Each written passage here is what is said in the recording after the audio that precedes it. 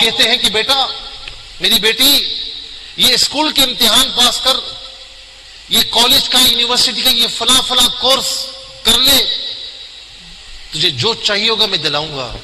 ماں کہتی ہے جو چاہت ہوگی میں دلاؤں گی۔ کبھی یہ پوچھا کہ بیٹا عبادت کر، نماز پڑھ، تجھے میں انعام دوں گا؟ کبھی کہا کہ بیٹا قرآن پڑھا کر، میں تجھے انعام دوں گا یا انعام دوں گی؟ جب آپ نے اس کا خیال ہی نہیں کیا، اب جوان ہونے کے بعد پھر آپ کہیں گے کہ میرا بیٹا میری بات نہیں مانتا، میری بیٹی میری بات نہیں مانتی، تو پھر عبث ہے، بیکار ہے، پھر کوئی فائدہ نہیں ہے۔ میں نے ایک واقعہ پڑھا اسی سوشل میڈیا کے حوالے سے کہ ایک شخص تھا، دو دوست تھے آپس میں، اور یہ سچا واقعہ ہے، میں نے باقاعدہ اس پر پھر تحقیق بھی کی، بالکل سچا واقعہ ہے۔ وہ سوشل میڈیا میں پڑھتے غلط لائن میں چلے گئے۔ آپ سمجھ رہے ہوں گے جو میں اشارہ کر رہا ہوں۔ اور پھر اس کے بعد انہوں نے وہ ویڈیوز بڑی وائرل کی، اور پھر اچانک، اور ظاہر ہے کہ آپ کو پتا ہے کہ جو یہ کام کرتے ہیں تو ان کے پاس ورڈز بھی ہوتے ہیں، لوگ لگاتے ہیں، ساری چیزیں ہوتی ہیں، ہر ایک کا پاس ورڈ اسے معلوم ہوتا ہے۔ یہ تقریباً 2-3 سال پہلے کی بات ہے، اور ایک کا اچانک ایکسیڈنٹ میں انتقال ہو گیا۔ اب جو وہ ویڈیوز وائرل کر رہا تھا، غلط ویڈیوز، اس کا جو پاس ورڈ تھا اسی کے پاس تھا، وہ وائرل ہوتی جا رہی ہیں۔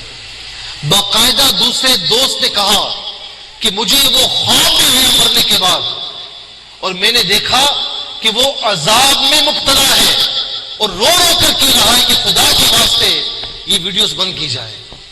اب کچھ نہیں ہو سکتا۔ یہ ایک گناہوں کا نہ ختم ہونے والا سلسلہ ہے، جو خدا نہ خواستہ اگر آپ اس میں لگ گئے تو یہ آپ کے مرنے کے بعد بھی خدا نہ خواستہ گناہوں کا سلسلہ جاری رہے گا۔ اللہ تبارک و تعالی ہمیں سوشل میڈیا کا صحیح یوز کرنے کی توفیق نصیب فرمائے، اس کی تباہ کاریوں سے اللہ رب العالمین، بے حیائی سے، فحاشی سے، عریانی سے ہم سب کو محفوظ و مامون فرمائے۔ اور میں آخر میں یہ بات کروں گا کہ آپ نے پڑھا ہوگا کہ جو شخص شہید ہوتا ہے نا، وہ روز قیامت اسی حال میں اٹھتا ہے۔ جو شخص نماز پڑھتے ہوئے مر جائے تو روز قیامت وہ اسی حال میں اٹھے گا۔ جو شخص مسجد میں مر جائے تو روز قیامت وہ اسی حال میں اٹھے گا۔ جو شخص قرآن کی تلاوت کرتے ہوئے انتقال کر جائے تو روز قیامت اسی حال میں اٹھے گا۔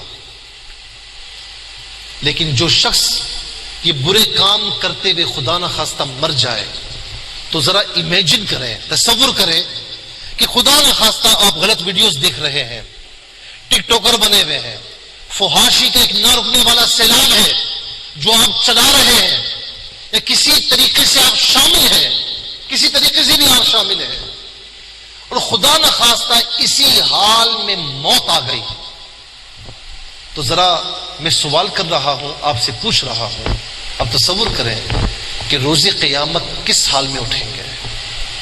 کہ یہ برداشت کر پائیں گے؟ اللہ تعالیٰ کی ناراضگی کو فیس کر پائیں گے؟ یقیناً نہیں کر پائیں گے۔ تو آئیے لوٹ آئیے اپنی اقدار کی طرف۔ علامہ اقبال رحمۃ اللہ تعالی علیہ فرماتے ہیں کہ خاص ہے ترکیب میں قوم رسول ہاشمی، تو اوروں کی طرف نہ دیکھ۔ کیا فرماتے ہیں کہ قیاس اپنی ملت کو اقوام مغرب سے نہ کر، تو وہاں نہ دیکھ کہ وہاں کیا ہو رہا ہے، ان کا کوئی نظام نہیں ہے، ان کا کوئی خاندانی نظام نہیں ہے، وہ شرم و حیا کو جانتے بھی نہیں ہیں، تو ان کو دیکھے گا تو اپنی شرم و حیا کو کھو بیٹھے گا۔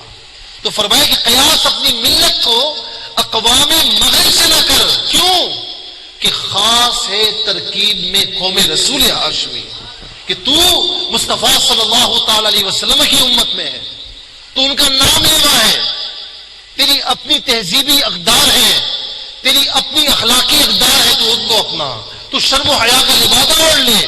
اللہ تبارک و تعالیٰ تجھے دنیا اور آخرت میں سرخروئی عطا فرمائے۔ رضا ہے، ارے کوئی بھی ہم سے جیتا نہیں.